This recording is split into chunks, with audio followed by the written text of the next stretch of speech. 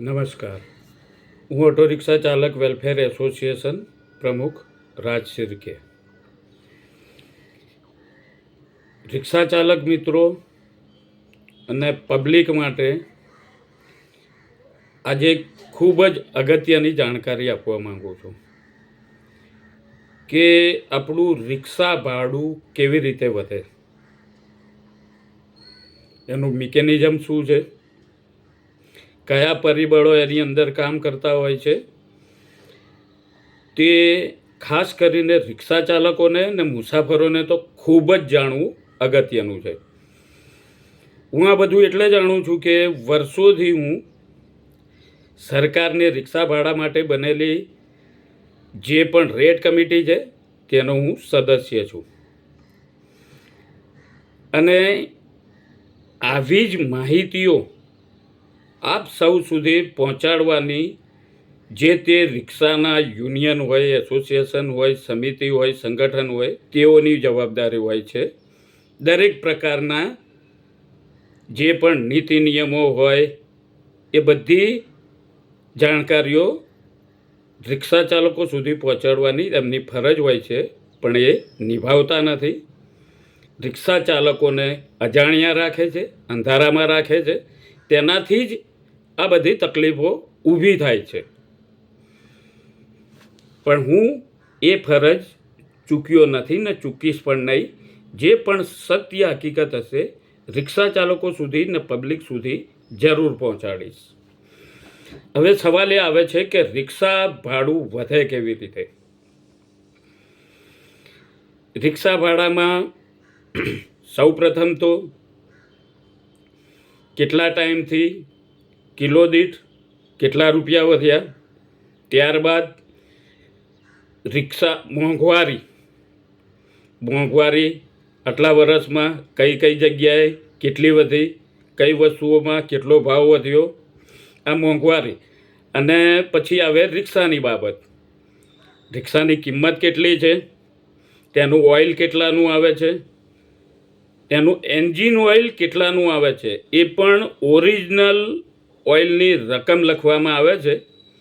અને તમે લોકો કયું ઓઇલ નાખતા હશો તમે જ જાણો. એના પછી આવે રિક્ષા સાફ સફાઈ. તમે કરો કે ના કરો રિક્ષાની સાફ સફાઈ, રિક્ષાનો ટાયરનો ઘસારો, નવા ટાયરની કિંમત, રીટેસ્ટિંગની કિંમત, વીમો. તમે જે વીમો ભરો છો ને એ વીમો, પાસિંગ, ફિટનેસ, લાયસન્સનો ખર્ચો, જેટલું બી તમામ વસ્તુઓ છે ને રિક્ષા ચાલકના ખિસ્સામાંથી નથી જતા. આવા જ ઘણા પરિબળો અંદર ગણવામાં આવે છે ને ત્યારે રિક્ષા ભાડું તૈયાર થતું હોય છે. અને એ વસ્તુ, એ રૂપિયા આપણે મુસાફરો પાસેથી વસૂલીએ છીએ અને જોડે રાખીએ છીએ. પછી એ વીમો 5,000નો હોય કે 10,000નો હોય, આપણે એ બધું ભરવાની આપણી જવાબદારી હોય. કેમ કે આપણા રિક્ષાના ભાડામાં સરકાર જે નક્કી કરતું હોય છે ને એની અંદર આ તમામ પરિબળો સામેલ હોય છે. અને તમે જાણશો ડ્રાઈવરનો પગાર પણ 15,000 રૂપિયા દર મહિને ડ્રાઈવરનો પગાર લખાવ્યો છે. એક બી વસ્તુ રિક્ષાની એક બી વસ્તુ બાકી રહેતી નથી.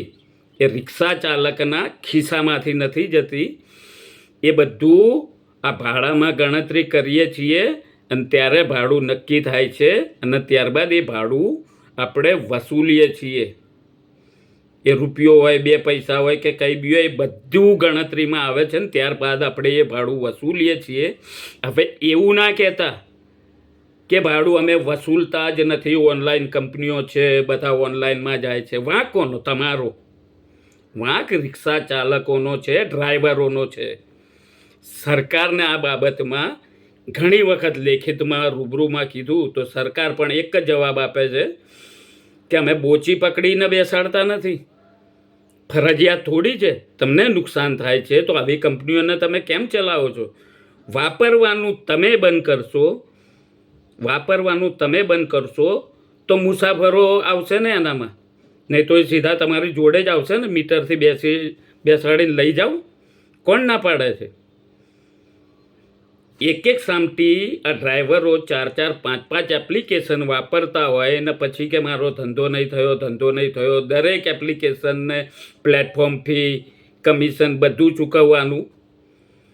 તમારા બધાના લોહીમાં ઝેરની જેમ આ ઘૂસી ગયું છે ને, એટલે જ અમે કીધું હતું કે શરૂઆત 2 એપ્લિકેશન બંધ રાખો, કાયમી ઇન્સ્ટોલ કરી નાખો, ડિલીટ મારી દો, ઉબેર અને ભારત ટેક્સી. માન્યા તમે?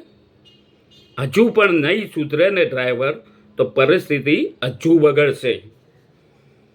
કોઈ કહે છે કે આ 50 રૂપિયાના દંડનું જે આવ્યું છે એના માટે કંઈ કરવા. અરે ભાઈ, વર્ષો પહેલાં સરકાર જોડે રહીને અમે લોકોએ માત્ર 50 રૂપિયા દંડની વાત નહીં, જોડે અભણ એટલે 8 પાસવાળાનો જ કાયદો હતો, એના માટે પણ કેમ્પ રાખ્યા હતા. કેમ્પ સવલત આપી હતી ડ્રાઈવરોને કે ભાઈ નુકસાન થાય છે તો ચલો અમને તમને કેમ્પ ગોઠવી આપીએ ને. કેમ્પમાં અમે પોતે હાજર હતા ને, કેમ્પ કરાવડાયો તો કેટલા ડ્રાઈવરો આવ્યા એની અંદર લાયસન્સ લેવા, કે આ ફાઇન જે આવ્યું છે એના માટે જે પણ સરકારે સહાય આપી હતી એ કરાવવા, કોઈ ના આવ્યું. અને આની અંદર ફરજ કોની છે? રિક્ષા તો 25 વર્ષથી હું પોતે પણ ચલાવું છું, મને આજ સુધી આવો 1 રૂપિયાનો દંડ પણ થયો નથી. અરે રોજના 50 હોય કે 500 હોય, તમે રેગ્યુલર ડોક્યુમેન્ટ ક્લિયર રાખશો તો કોઈ જ હેરાનગતિ નથી થતી. ધંધો બગડ્યો. આ રિક્ષા ચાલકો, તમે જાણો છો તમને પોતાને સીએનજીનો ભાવ આજે કેટલો કિલોએ છે એ નથી ખબર હોતી, અને તમે અમને શિખામણ આપો છો. જે પણ લડતા આગેવાનો હોય એ લોકોને તમે શિખામણ આપો છો, અને બધી જ બાબતો સરકાર ઉપર ઢોળવાની વાંક તમારો. એમાં સરકાર શું કરે? હે, સીએનજીનો ભાવ આટલો વધ્યો, આમ થયું તેમ થયું, કોઈ બેસતા નથી. ચલાવવાનું બંધ કરો, ઓનલાઈન કંપનીઓમાં ચલાવવાનું બંધ કરો, ઓટોમેટિક બધા લાઈન ઉપર આવી જશે. કેટલાય વૃદ્ધ ડ્રાઈવરો છે કે કેટલાય નાના ફોન વાપરે છે જેને મોબાઈલ નથી હોતા. એ લોકોનું શું? એ લોકોનું કોણ વિચારશે? અને તમને લોકોને લગેજ અને લોડમાં ખબર પડે છે? લગેજ કોને કહેવાય ખબર પડે છે? લગેજ એટલે માત્ર મુસાફર એની કપડાની બેગ જોડે લઈ જાય ને એને લગેજ કહેવાય.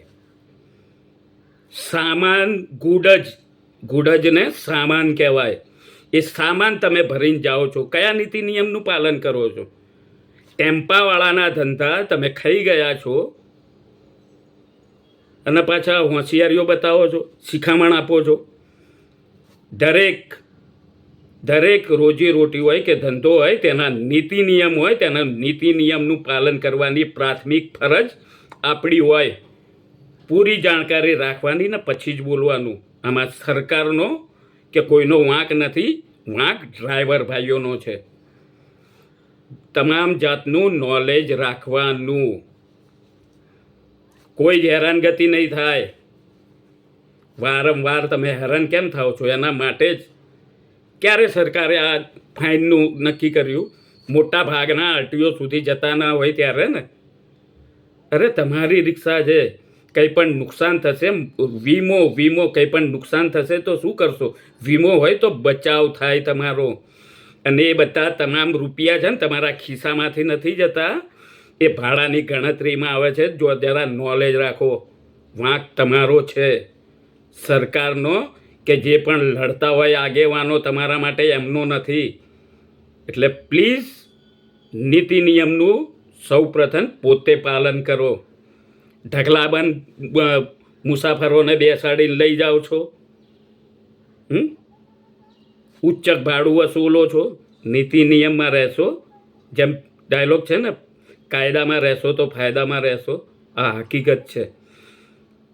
બહુ પરેશાન ના કરતા, નહીં તો રિક્ષા ચાલકો માટે અસંખ્ય એવા કાયદા છે જેનો ઉપયોગ હજુ સરકારે અને પોલીસ તંત્રે કર્યો નથી. આ એક પ્રકારે માનવતા કહેવાય. હું કોઈનો પક્ષ નથી લેતો. હું સત્ય હકીકત રિક્ષા ડ્રાઈવરો સુધી અને મુસાફરો સુધી, પબ્લિક સુધી પહોંચાડવા માંગુ છું. જય હિન્દ, જય ભારત.